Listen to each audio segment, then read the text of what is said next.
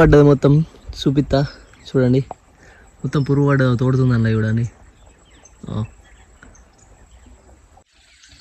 చూడండి తోడుతుంది పురుగు. తీసేద్దాం ఇప్పుడు మనం.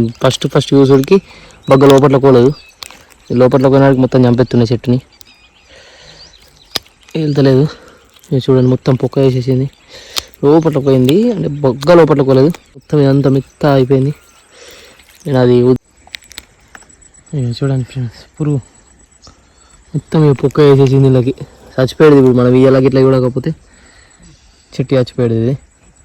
ఇది చూడండి, తాటి పురుగు అంటారు దీన్ని, తాటి పురుగు. ఈ చెట్టు ఇది ఇట్లా చెట్టుకు పడితే మొత్తం చెట్టు చచ్చిపోతుంది. చూడండి మొత్తం పొక్క అయిపోయింది, ఇలా బొగ్గ లోపలికి అయిపోయింది. చూడండి చేతి మీద వాడుతుంది, కింద పడుస్తున్నాం. చూడండి ఫ్రెండ్స్, దీన్ని చంపేద్దాం ఇప్పుడు. ఇప్పుడు మళ్ళీ పడుతుంది ఇది.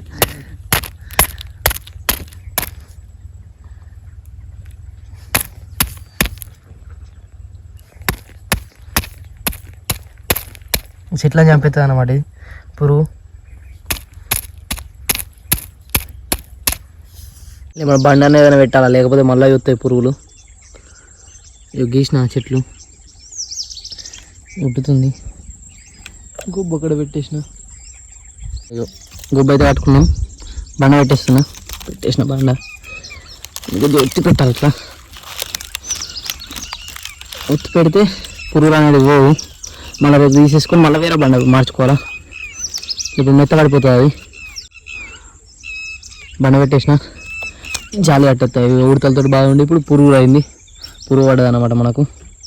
చూడండి తోడింది ఇదంతా, ఇది దొబ్బిందన్నమాట పురుగు. ఇదంతా పొట్టు దాంది, ఇదంతా పొట్టు దాంది అన్నమాట. చెక్క ఇది దీన్ని ఈత చెట్టు పొట్టు.